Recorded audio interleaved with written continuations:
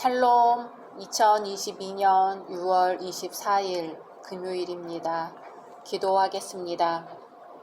주님, 오늘도 말씀으로 이 하루를 열게 하심을 감사드립니다. 사랑하는 주님, 영적 훈련을 받는 과정에서 저희는 때때로 무엇인가 중요한 것을 놓치는 건 아닐까 생각합니다. 그러나 주님과 함께 있는 한 아무것도 잃을 것이 없다는 것을 믿게 해주십시오. 주님은 그 무엇도 놓치는 분이 아니시기 때문입니다. 그러므로 오늘도 주님께서 주시는 대로 저희에게 맡겨주신 길을 힘차게 걸어가게 해주십시오. 예수님의 이름으로 기도드립니다. 아멘. 오늘의 말씀은 레위기 21장입니다. 여호와께서 모세에게 이르시되 아론의 자손 제사장들에게 말하여 이르라. 그의 백성 중에서 죽은 자를 만짐으로 말미암아 스스로를 더럽히지 말려니와 그의 살부치인 그의 어머니나 그의 아버지나 그의 아들이나 그의 딸이나 그의 형제나 출가하지 아니한 처녀인 그의 자매로 말미암아서는 몸을 더럽힐 수 있느니라. 제사장은 그의 백성의 어른인즉 자신을 더럽혀 속되게 하지 말지니라. 제사장들은 머리털을 깎아 대머리 같게 하지 말며 자기의 수염 양쪽을 깎지 말며 살을 베지 말고 그들의 하나님께 대하여 거룩하고 그들의 하나님의 이름을 욕되게 하지 말 것이며 그들은 여호와의 화제 곧 그들의 하나님의 음식을 드리는 자인즉 거룩할 것이라. 그들은 부정한 창녀나 이혼당한 여인을 취하지 말지니 이는 그가 여호와 하나님께 거룩함이니라. 너는 그를 거룩히 여기라. 그는 내 하나님의 음식을 드림이니라. 너는 그를 거룩히 여기라. 너희를 거룩하게 하는 나 여호와는 거룩함이니라. 어떤 제사장의 딸이든지 행음하여 자신을 속되게 하면 그의 아버지를 속되게 함이니 그를 불사를지니라. 자기의 형제 중 관유로 부음을 받고 위임되어 그 예복을 입은 대제사장은 그의 머리를 풀지 말며 그의 옷을 찢지 말며 어떤 시체에든지 가까이 하지 말지니 그의 부모로 말미암아서도 더러워지게 하지 말며 그 성소에서 나오지 말며 그의 하나님의 성소를 속되게 하지 말라. 이는 하나님께서 성별하신 관유가 그 위에 있음이니라. 나는 여호와이니라. 그는 처녀를 데려다가 아내를 삼을지니 과부나 이혼당한 여자나 창녀짓을 하는 더러운 여인을 취하지 말고 자기 백성 중에서 처녀를 취하여 아내를 삼아 그의 자손이 그의 백성 중에서 속되게 하지 말지니 나는 그를 거룩하게 하는 여호와임이니라. 여호와께서 모세에게 말씀하여 이르시되 아론에게 대하여 말하여 이르라. 누구든지 너희의 자손 중 대대로 육체에 흠이 있는 자는 그 하나님의 음식을 드리려고 가까이 오지 못할 것이니라.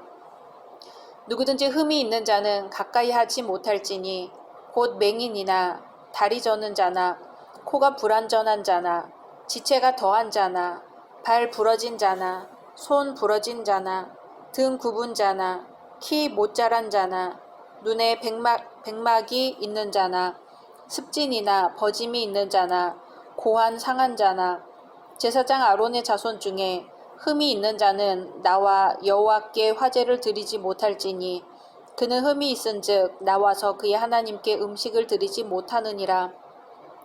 그는 그의 하나님의 음식이 지성물이든지 성물이든지 먹을 것이나 휘장 안에 들어가지 못할 것이요 제단에 가까이 하지 못할지니 이는 그가 흠이 있음이니라. 이와 같이 그가 내 성소를 더럽히지 못할 것은 나는 그들을 거룩하게 하는 여호와임이니라.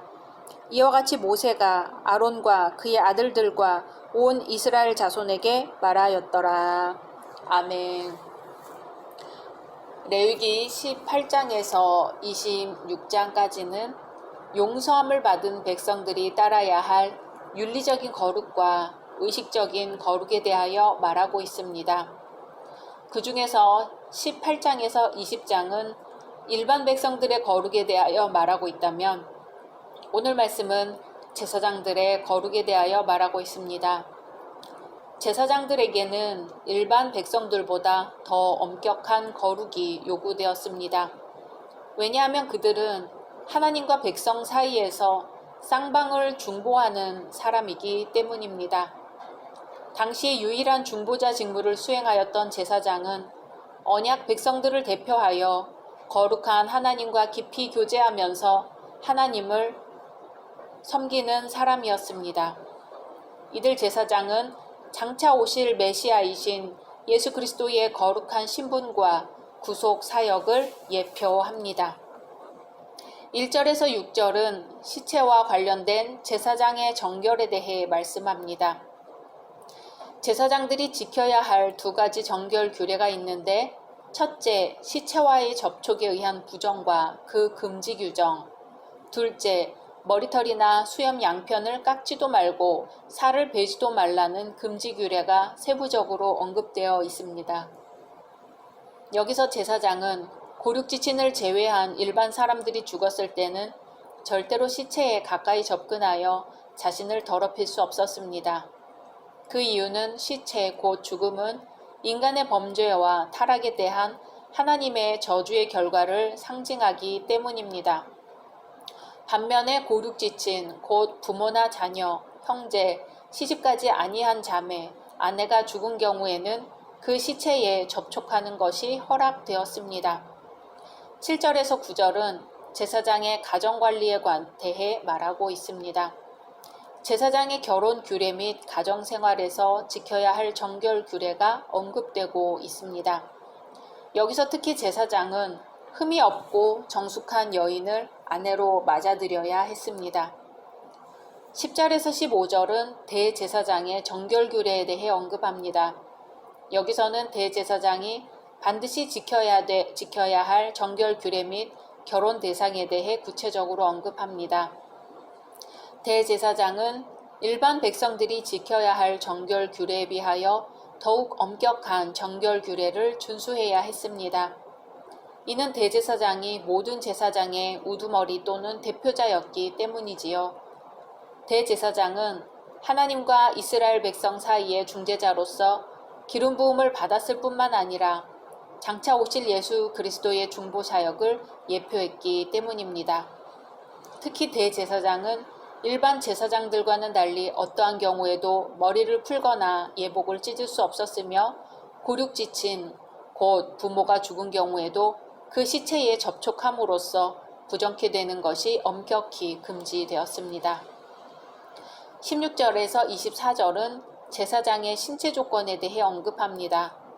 여기서 신체적으로 이상이 있는 자들, 곧 육체에 흠이 있는 자들은 제사장의 가족의 일원으로서 성물에는 참여할 수 있었으나 제사장의 직무를 수행할 수는 없었습니다. 이는 다음과 같은 이유였습니다.